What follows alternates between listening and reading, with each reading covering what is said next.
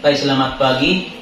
Bersama dengan saya serta Giawa, calon guru penggerak angkatan 10 Kabupaten Selatan dari SMA Situlubau. Pada hari ini saya bersama dengan Bapak Kepala Sekolah SMA Situlubau, dan pada hari ini saya akan melakukan wawancara dengan dilema etika dan rujukan moral. Selamat pagi, Pak. Selamat pagi, Pak. Bagaimana kabarnya pada hari ini? Oh, luar biasa sehat. Luar biasa. Senang sekali bersama dengan Bapak pada pagi hari ini karena kabarnya sangat baik dan luar biasa. Kira-kira ada waktu Bapak kalau saya melaksanakan wawancara, Pak? Boleh. Pak, wawancara kami saya akan mewawancara dengan dilema etika dan rujukan moral, Pak. Jadi dilema yang dihadapi Bapak di sekolah ketika mengambil keputusan-keputusan terutama kepada Bapak Ibu atau kepada peserta didik, Pak. Langsung ya, Pak, pertanyaannya yang pertama, selama ini bagaimana Bapak mengidentifikasi kasus-kasus yang merupakan dilema etika atau rujukan moral, Pak? Terima kasih, Pak. Jadi selama ini untuk mengidentifikasi kasus-kasus yang berupa dilema etika atau rujukan moral, maka kita awali dengan mengidentifikasi masalah. Jadi dalam mengidentifikasi masalah ini berarti kita mencoba mengenali. Untuk mengenali masalah, maka tahap pertama yang kita lakukan, kita harus tahu dulu siapa yang terlibat dalam masalah itu. Setelah kita mengetahui itu, maka kita harus mengetahui juga nilai kepentingan apa yang ada. Nah, jadi apakah nilai kepentingan ini bertentangan atau tidak? Nah, kemudian yang ketiga, apakah ada fakta kebenaran di situ? Jadi kita mengungkap faktanya. Lalu kita cek kembali nilai kepentingan ini apakah lebih dari dua, apakah sama-sama benar. Contoh misalnya, kalau misalnya kasusnya itu melibatkan dua dilema atau nilai kepentingan, tetapi nilai kepentingan ini sama-sama benar, maka itu kita kategorikan ke dalam kasus dilema etika. Tapi kalau nilai kepentingannya itu adalah benar dan salah, maka itu kita kategorikan dengan rujukan moral. Untuk rujukan moral ini biasanya kita memilih penyelesaiannya dengan sesuai aturan atau pada hal yang benar. Jadi itu, dan yang paling terakhir adalah kita mengkonsider juga kenapa, alasan mengapa masalah itu muncul. Jadi itu yang biasanya kita lakukan untuk mengidentifikasi apakah masalah itu tergolong dalam kasus dilema etika atau rujukan moral. Seperti itu, Pak. Baik, terima kasih, Pak. Itu langkah yang sudah luar biasa yang diambil Bapak. Yaitu pertama yang mengidentifikasi masalah. Kita tahu bahwa itu semua permasalahan tanpa kita mengidentifikasi maka tidak bisa kita menyelesaikan. Itu sangat luar biasa, Pak. Kedua, Pak, selama ini bagaimana Bapak menjalankan pengambilan keputusan di sekolah, terutama untuk kasus-kasus di mana ada dua kepentingan yang sama-sama benar atau sama-sama mengandung nilai kebajikan, Pak? Jadi begini, Pak, untuk kasus-kasus yang melibatkan nilai kepentingan atau nilai kearifan yang sama-sama benar, jadi misalnya ada dua yang sama benar, maka kita mengambil itu dengan prinsip resolusi berpikir, end-based thinking atau care-based thinking. Nah, tapi untuk mengambil sampai pada titik pengambilan resolusi itu atau keputusan itu, maka kita awali dengan mengenali masalahnya, mulai dari situ identifikasi, yang kita cari siapa yang terlibat, nilai kepentingannya apa, kemudian faktanya seperti apa, diuji kebenarannya, nah sampai pada kita mengambil paradigma yang mana yang ada, dan pada akhirnya kita mengambil prinsip resolusi, lalu kita buat keputusan, dan baru kita refleksikan apakah keputusan yang kita ambil itu ada dan bijaksana atau tidak. Jadi mungkin seperti itu singkatnya, dan setiap keputusan yang kita ambil harus kita konsisten untuk menjalankan itu. Sehingga dari konsisten itulah kita akan lihat apakah dampaknya ini ada atau tidak. Nah, tentu kita refleksi. Jadi kalau sudah berefleksi, kalau misalnya keputusan yang kita ambil itu berdampak baik, maka perlu dilanjutkan. Kalau tidak salah juga kalau misalnya kita evaluasi kembali. Jadi itu, Pak. Baik, terima kasih, Pak.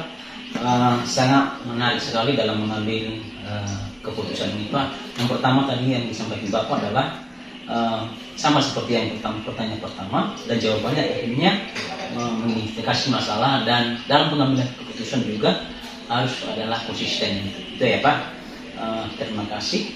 Dan yang ketiga Pak, langkah-langkah atau prosedur seperti apa yang biasa Bapak lakukan selama ini Pak? Ya, terima kasih Pak, karena saya juga punya pengalaman sebagai orang yang pernah belajar dengan guru penggerak, jadi saya mencoba membiasakan diri dengan menggunakan 9 konsep pengambilan keputusan. 9 konsep itu yang dimulai dari mengenali siapa yang terlibat dalam masalah, lalu nilai kepentingan apa yang ada, lalu di situ nilai kepentingan itu kita melihat apakah ada nilai kebajikan universal yang dilanggar. Nah, kalau itu sudah kita tahu, maka kita harus mengungkap fakta atau data lapangannya seperti apa masalah itu terjadi. Nah, berikutnya kita coba menguji, uji kebenaran, apakah masalah ini benar nilai etika atau rujukan moral. Jadi dengan misalnya melakukan uji publikasi, uji legasi, dan beberapa ujian yang lain. Nah, jadi kalau misalnya dia dilema etika, maka uji ini tidak perlu. Tapi itu sangat kita perlukan kalau misalnya dia kasus rujukan moral. Nah, yang berikutnya kita akan menguji paradigma. Apakah paradigma yang muncul di situ adalah individu versus community, atau bahkan yang terjadi itu adalah justice versus mercy. Atau sebaliknya bisa saja dalam kasus itu yang muncul adalah truth versus loyalty. Bisa juga karena kasus itu berupa short term ataupun long term. Di dua ini yang kita lihat.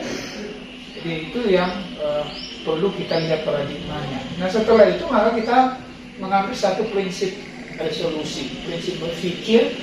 Apakah kita mau melihat kasus ini perlu diselesaikan dengan mempertimbangkan hasil akhirnya atau end best thinking, kemudian atau kita lebih mengedepankan pada aturan atau nilai kebajikan yang kita buat atau rule based thinking, atau malah kita care.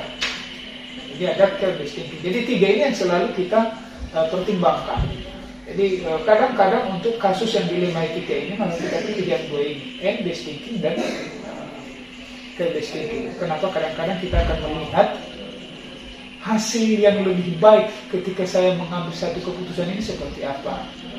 Lalu kadang-kadang juga kita berpikir, saya mencoba menempatkan diri kalau misalnya saya yang terlibat dalam persoalan itu. Jadi ini yang kadang-kadang membuat kita lebih memilih dua hal itu. Jadi pada misalnya seperti itu. Nah, setelah itu maka kita mencoba melakukan opsi trilema. Jadi misalnya kita sudah berpikir, oh ini saya mau ngambil keputusan seperti ini, tapi kita perlu mempertimbangkan alternatif lain, ada nggak solusi lain yang lebih tepat. Nah, sehingga sebelum saya mengambil keputusan itu dengan mempertimbangkan ini, betul-betul nanti keputusan yang lain itu matang. Nah, kemudian setelah kita lakukan opsi trilema, maka kita buat keputusannya. Setelah keputusan dibuat, maka baru kita lihat kembali keputusan itu. Apakah betul-betul bisa menyelesaikan masalah, berpihak kepada setiap oknum yang terlibat dalam dilema etika itu atau tidak. Dan langkah yang paling terakhir itu kita refleksi. Nah, kenapa refleksi ini penting? Karena kita lihat apakah kasus yang diselesaikan dengan satu keputusan seperti ini ada kemajuannya atau tidak, ada perkembangannya ke arah positif atau tidak. Kalau tidak misalnya, maka tidak perlu mengevaluasi. Jadi 9 langkah itu yang kita coba biasakan untuk mengambil keputusan setiap kasus dilema etika yang muncul di sektor pendidikan kita. Seperti itu. Baik, terima kasih Bang. Saya telah menangkap yang disampaikan di sini, yang disampaikan oleh Bapak dalam pengambilan atau langkah-langkah dalam mengambil keputusan itu dengan menerapkan prinsip 9 prinsip pengambilan keputusan. Itu salah satu hal yang baik dalam mengambil keputusan, sehingga dalam ketika kita mengambil keputusan benar-benar sesuai dengan koridor dan tidak merugikan satu sama lain, Pak. Itu ya, Pak. Terima kasih, dan saya melanjutkan pertanyaannya Pak. Hal-hal apa saja yang selama ini Bapak anggap efektif dalam mengambil keputusan pada kasus-kasus dilema etika ya Pak? Iya, jadi hal-hal yang saya anggap efektif itu kalau misalnya ada satu kasus dilema etika, apakah itu melibatkan siswa dengan siswa lainnya, atau melibatkan siswa dengan guru, atau bahkan guru dengan guru lainnya. Nah, yang efektif itu kalau misalnya kita lebih mengedepankan bicara dari hati ke hati. Nah, jadi ini lebih-lebih kalau misalnya yang terlibat dalam dilema etika itu adalah guru dan siswa atau guru dengan guru. Nah, jadi kita kedepankan itu. Nah, setelah misalnya kita bicara hati ke hati, bukan berarti juga kita kompromi, tidak. Tapi kita perlu mencari fakta-fakta yang ada itu seperti apa, kenapa masalah itu muncul, kenapa Bapak Ibu guru itu terlibat misalnya dalam kasus dilema etika seperti itu. Jadi kalau misalnya kita sudah dapat datanya, ya baru kita buat yang kita sebut dengan keputusan, dan keputusan itu baru kita jalankan. Tentu keputusan yang kita ambil kita dasarkan pada prinsip yang terbaik hasilnya seperti apa. Yang satu lagi tadi saya katakan, yaitu kita pakai sendiri. Jadi selalu kita kedepankan itu. Jadi kalau kita sudah bicara hati ke hati, apalagi dengan Bapak Ibu guru misalnya, itu pasti sedikit akan ada tersentuh dengan Bapak Ibu guru itu, sehingga yang mudah-mudahan masalah yang dihadapi itu sedikit terkurangi walaupun tidak seluruhnya tuntas. Jadi itu langkah yang biasanya kita ambil dan kita anggap efektif. Otomatis kita mengambil keputusan itu ya Pak, kita berbicara hati ke hati ya Pak, supaya kita bisa mengenal mana kasus tersebut dan mengenal juga bagaimana cara kita menyelesaikan masalah yang dihadapi oleh Bapak Ibu guru tersebut. Terima kasih Pak. Kedua yang seterusnya Pak, hal-hal apa saja yang selama ini merupakan tantangan dalam pengambilan keputusan pada kasus-kasus dilema etika ya Pak? Ya, jadi yang merupakan tantangan itu atau kasus yang menantang itu misalnya kasus yang bersifat kasus dilema etika kita melibatkan Bapak Ibu guru sendiri. Nah, kadang-kadang kan Bapak Ibu guru ini banyak sekali yang punya kepentingan lain selain kegiatan pelayanan kita di satuan pendidikan ini. Contoh yang sederhana begini Pak. Kalau misalnya seorang wakil kepala sekolah menyusun satu jadwal pembelajaran, tapi ada beberapa Bapak Ibu guru yang kadang kurang berkenan dengan jadwal yang sudah disusun karena ada kepentingan yang lain di luar. Itu sebenarnya sudah masuk ke dalam ranah dilema etika. Jadi ada pertentangan di situ. Iya. Nah, jadi kalau sudah seperti itu, kita coba memediasi dan memberikan satu keputusan. Nah, di mana keputusannya tidak merugikan dua belah pihak, tapi menyelesaikan persoalan di antara mereka. Jadi sama halnya dengan yang saya katakan tadi, kita coba bicara, kita gali permasalahannya, walaupun kadang-kadang kan kalau kita sudah bicara dengan Bapak Ibu guru ini kan kadang-kadang sungkan untuk mengungkapkan apa alasan, apa masalah yang terjadi, tetapi kita tidak berhenti di situ. Nah, kita coba lakukan coaching. Nah, jadi kalau misalnya kita sudah lakukan coaching, maka di situ akan keluar hal-hal yang bisa dilakukan oleh setiap Bapak Ibu guru. Nah, sehingga kalau itu sudah ada, maka mudah bagi kita untuk menyimpulkan keputusan apa yang akan kita ambil dalam menyelesaikan kasus seperti itu. Selalu untuk kasus-kasus dilema etika ini dua hal yang tadi kita gunakan prinsip untuk mengambil keputusan, basic thinking dan kira-kira seperti itu. Baik Pak. Dalam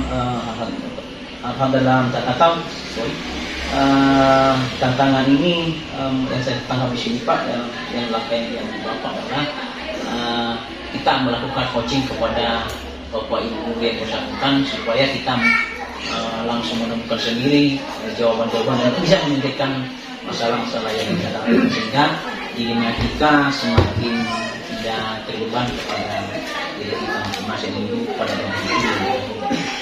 Dan pertanyaan selanjutnya Pak, apakah Bapak memiliki sebuah tata cara atau jadwal tertentu dalam sebuah penyelesaian kasus dilema etika, ada langsung menyelesaikan di tempat atau memiliki sebuah jadwal untuk menyelesaikannya, Pak? Bentuk dan prosedur apa yang Bapak jalankan? Oke, terima kasih Pak. Jadi kalau misalnya menyangkut tata kala atau prosedur penyelesaian masalah, jadi kita lihat jenis kasus yang terjadi. Nah, jadi kalau kasusnya itu misalnya langsung kita amati, lalu kita bisa memberikan penyelesaian langsung. Nah, tapi kadang-kadang kan walaupun kasus itu kita sudah amati, tapi perlu ada tindak lanjut berikutnya, perlu ada penyelesaian berikutnya, maka nanti kita lihat situasinya. Terkadang kita harus mengidentifikasi lebih benar di mana persoalan itu muncul. Nah, setelah kita identifikasi, kita cari faktanya tadi, kalau sudah terungkap itu semua, ya baru kita berpikir apakah ada penjadwalan khusus. Misalnya saya mempertimbangkan atau kita mempertimbangkan perlu keterlibatan para pemangku kepentingan lain. Nah, kalau misalnya ada keterlibatan itu, malah kita jadwalkan kapan kita bertemu untuk menyelesaikan ini. Nah, kenapa kalau menyelesaikan masalah itu juga dengan melibatkan para pemangku kepentingan yang lain, itu jauh lebih efektif. Kenapa banyak kepala, banyak ide yang bergabung, banyak saling diberikan, sehingga lebih enteng mengambil satu keputusan. Jadi kalau misalnya kita sudah membuat keputusan seperti itu, maka kita evaluasi lagi. Nah, penting untuk dievaluasi keputusan itu. Kenapa? Kita mau lihat dampaknya. Apakah keputusan yang kita ambil itu dampaknya ada atau tidak? Jangan juga kita mengambil satu keputusan, tapi kita nggak tahu ujung dari keputusan itu, hasil dari keputusan itu apa. Jadi selalu kita cek, evaluasi, kita refleksi. Dan manakala itu perlu perbaikan dari satu keputusan, itu juga tidak masalah. Kalau misalnya keputusan itu kita review kembali dan kita cek keputusan yang baru demi penyelesaian masalah yang dibutuhkan. Baik Pak, terima kasih. Saya akan melanjutkan pertanyaan. Adakah seseorang atau faktor apa yang selama ini mempermudah atau membantu Bapak dalam mengambil keputusan lebih-lebih pada kasus dilema etika ya Pak? Ya, jadi kalau persoalan siapa yang terlibat untuk membantu dalam pengambilan keputusan itu ada di terutama semua pemangku kepentingan yang ada di sekolah ini, termasuk Bapak sendiri kan kadang-kadang turut membantu karena Bapak sebagai wakil kepala sekolah, kemudian Bapak ibu guru, ya Bapak wali kelas, DPDK dan segala macamnya itu perlu dilibatkan. Jadi prinsipnya seperti yang saya katakan, kalau kita mengambil keputusan itu dengan melibatkan banyak orang, ya harapan kita bahwa ide, saran, masukan banyak diberikan kepada kita sehingga betul-betul keputusan yang diambil itu adalah keputusan yang bijaksana. Nah, kemudian setiap keputusan yang kita ambil itu karena sudah bulat semua atas usul dan saran para pemangku kepentingan, maka kita jalankan bersama. Tapi kadang-kadang juga kita mempertimbangkan apakah dalam penyelesaian masalah itu harus dihadirkan stakeholder yang lain. Kalau itu harus dituntut harus ada dan penting kita rasa, maka kita juga perlu mengundang stakeholder yang lain. Misalnya kita melibatkan siswa dan komite. Kalau memang kita anggap penting dalam penyelesaian masalah itu harus terlibat. Jadi itu seperti itu. Baik, terima kasih Pak. Saya telah menangkap di sini. Yang pertama di sini adalah kita bicara kepada pemangku kepentingan, dan jadi kepada mereka tadi kepada Bapak wali kelas dan kepala sekolah untuk membahas bersama kasus yang menjadi dilema etika pada Bapak. Terima kasih Pak. Saya akan melanjutkan pertanyaan terakhir ini ya Pak. Dari semua hal yang telah disampaikan, pembelajaran apa yang dapat Bapak petik dari pengalaman mengambil keputusan dilema etika ini? Oke, jadi pengalaman yang bisa diambil dari hasil wawancara kita ini, kita mulai dari bagaimana kita mengambil keputusan dengan prinsip dan sembilan prinsip tadi, diawali dengan mengenali nilai yang tangan, mengenali siapa yang terlibat, mencari fakta, kemudian kebenaran, kemudian paradigma, kemudian mengambil prinsip resolusi, melakukan opsi dilema, kemudian mengambil keputusan yang sudah ditinjau dan direfleksikan kembali. Nah, pada dasarnya itu semua kita dasarkan pada pengambilan keputusan yang bijaksana. Nah, satu lagi bahwa dalam mengambil keputusan itu, kalau boleh dengan menggunakan 3 prinsip itu, home-based thinking, rule-based thinking, ataupun pragmatic thinking. Jadi mungkin itu yang menurut saya, itu yang bisa saya petik dari proses wawancara. Seperti itu Pak, terima kasih. Baik, terima kasih waktu dan wawancara yang kita pada hari ini. Pak, saya senang sekali melaksanakan atau wawancara kepada Bapak, karena semua jawaban dan pengambil keputusan lebih dari etika pada pendidikan moral sangat menarik dan luar biasa langkah Bapak yang diambilnya. Dan terima kasih waktunya Pak. Semoga hasil wawancara kami ini bisa kami implementasikan ke depan ketika kami menjadi pemimpin, meniru dan cara langkah Bapak dalam mengambil keputusan dalam sebuah kasus etika dan bukan moral. Kembali kami mengucapkan terima kasih Pak waktunya. Saya akan mengakhiri wawancara saya ini dan saya ucapkan terima kasih. Ya, terima kasih Pak. Harapan kami juga semoga Bapak cepat selesai dan sukses dalam mengikuti program ini, dan tentu nanti dampaknya adalah perkembangan pendidikan, perkembangan terima kasih juga Bapak sudah berbagi dengan kami. Saya juga punya semangat. Nah, kemudian yang paling terakhir catatan saya Pak, kalau misalnya ada hal-hal baik yang diimplementasikan dari guru penggerak kepada anak kita, maka Allah. Mungkin itu dari saya. Terima kasih. Dan semoga sukses. Terima kasih saran teman kita yang kita pilih sama Bapak. Mudah-mudahan bisa kami implementasikan ke depan semua pengalaman kami pada pendidikan kedokteran. Baik, demikian hasil wawancara saya dengan Bapak Kepala Sekolah SMA Siti Luwau. Sampai ketemu kembali. Baik, selamat pagi. Berjumpa lagi dengan saya Serta Giawa, calon guru penggerak angkatan 10 Kabupaten Selatan. Saya dari SMA Siti Luwau. Pada hari ini saya bersama dengan Bapak Kepala Sekolah SMP Negeri 1 Luwau dan melakukan wawancara dilema etika dan rujukan moral. Selamat pagi Pak. Selamat pagi Pak Jawa. Bagaimana kabarnya hari ini? Kabar baik Pak. Terima kasih Pak. Kira-kira ada waktu Bapak kalau kita berbincang-bincang pada pagi hari ini Pak? Ya, terima kasih. Selamat datang di SMP Negeri 1 Luwau untuk melakukan wawancara pada pagi hari ini. Saya selalu ada waktu demi kemunculan di dunia pendidikan. Baik, terima kasih Pak. Terima kasih motivasi yang diberikan kepada kami sebagai calon penggerak Pak.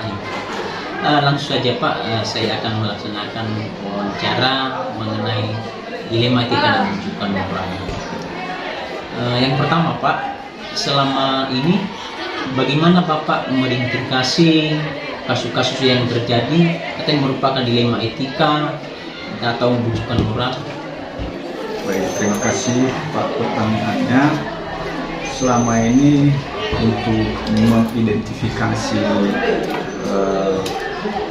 masalah etika dan rujukan moral khususnya di SMP Negeri 1 Luwau, saya sebagai pimpinan biasanya tentu harus tahu dulu apa yang menjadi permasalahan yang berisiko di dalam pengambilan keputusan.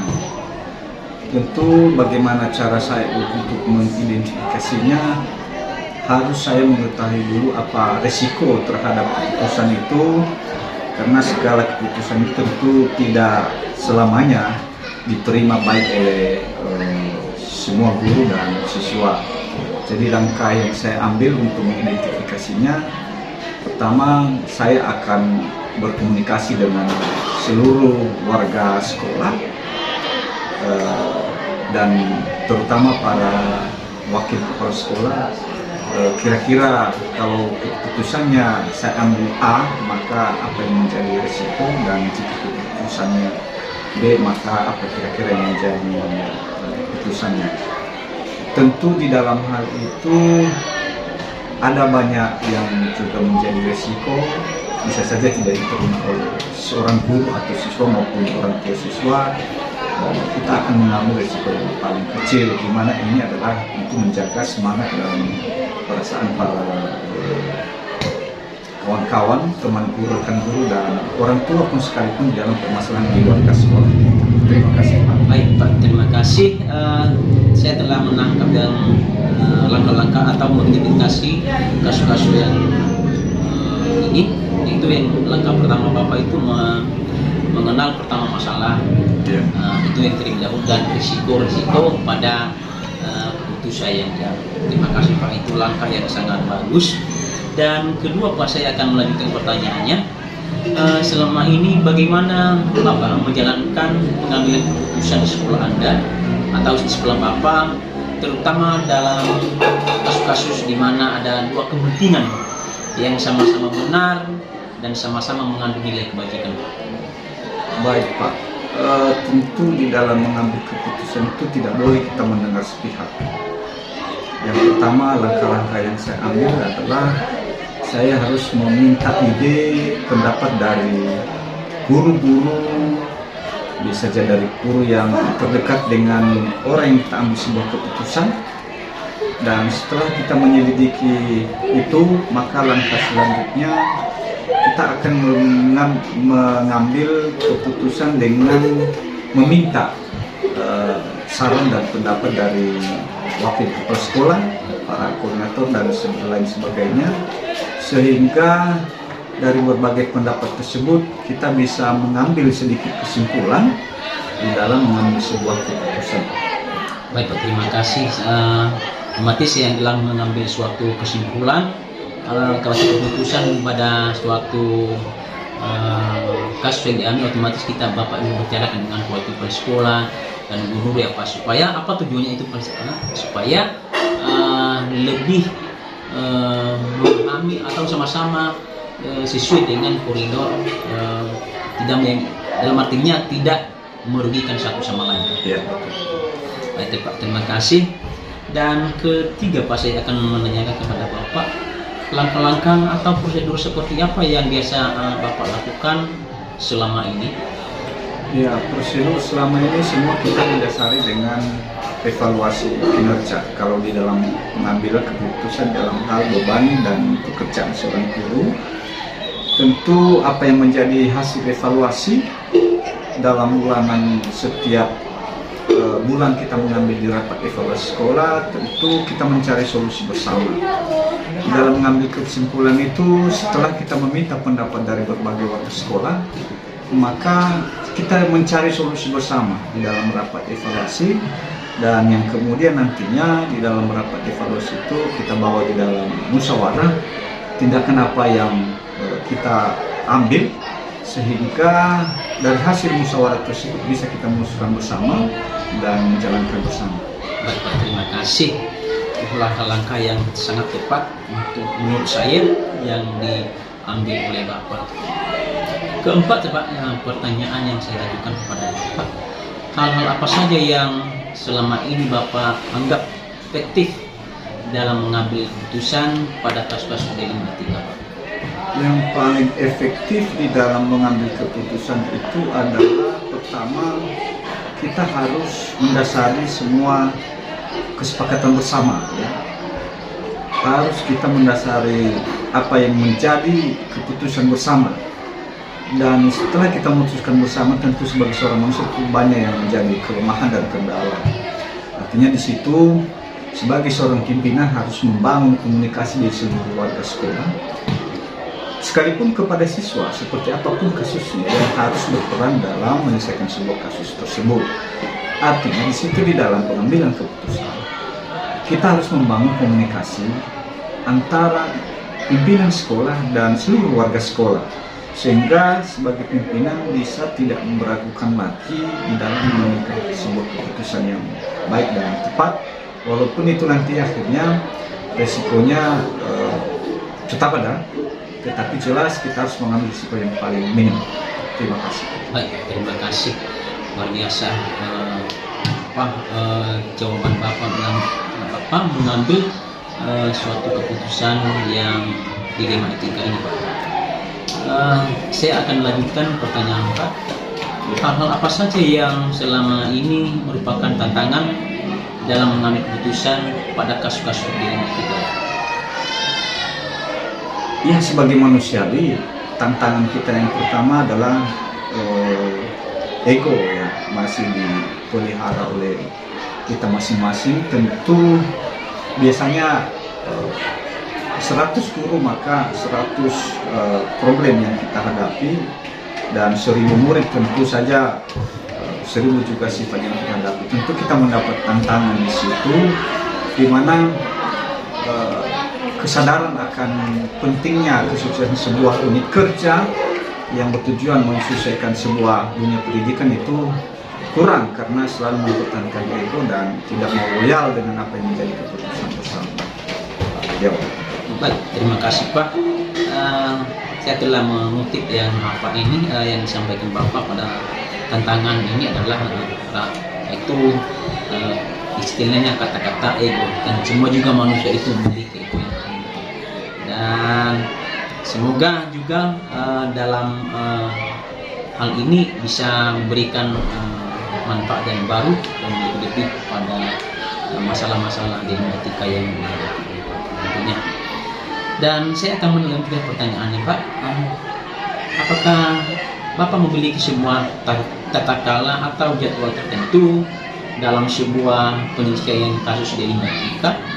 Apakah langsung menyelesaikan di tempat atau memiliki sebuah jadwal untuk menyelesaikannya, Pak?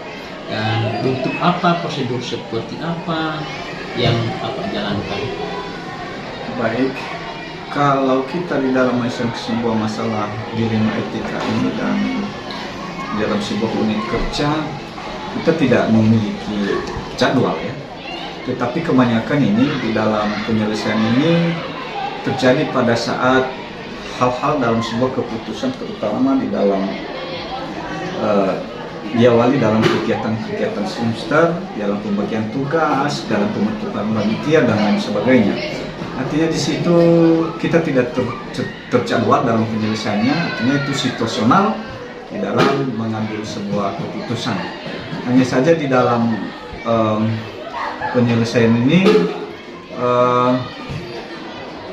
ada juga kasus-kasus yang di luar pembagian tugas itu. Tentu di dalam jadwal-jadwal, dalam waktu-waktu tertentu kita mengambil keputusan, tentu kita memanggil yang bersangkutan, kita akan berkomunikasi yang bersangkutan untuk menyampaikan apa yang menjadi hambatan, tantangan dalam pribadinya, sehingga bisa kita evaluasi bersama, kita memberikan masukan bahwa seperti inilah yang terjadi, dan mungkin dari yang bersangkutan kita juga meminta apa yang menjadi saran temuan yang bersangkutan, sehingga ketika itu ada kesepakatan dengan saya dan dengan yang lainnya, mungkin kita bisa melaksanakan. Mungkin langkah-langkahnya itu tentu menyelesaikannya tidak di umum, tapi kita akan berkomunikasi dengan di ruang kepala sekolah atau di jam-jam kerja. Dan di dalam penyelesaian itu kita, kalau di SMP Negeri 1 Lowa ini, apapun yang terjadi kita melalui pembinaan yang terjadwal desain di akhir bulan, dan kita akan memberikan sebuah pendapat apa yang menjadi kendala, dan semua kita di sini apa yang menjadi pembinaan walaupun itu baik, apapun komunikasi kita catat melalui pembinaan guru di SMP Negeri 1 Lowa. Baik Pak, terima kasih. Saya akan melanjutkan pertanyaannya lagi Pak, yang ke nomor 7. Adakah seseorang atau faktor yang selama ini mempermudah atau membantu Bapak dalam mengambil keputusan dalam kasus-kasus dilema etika ini? Yang membantu yang pertama itu sebenarnya adalah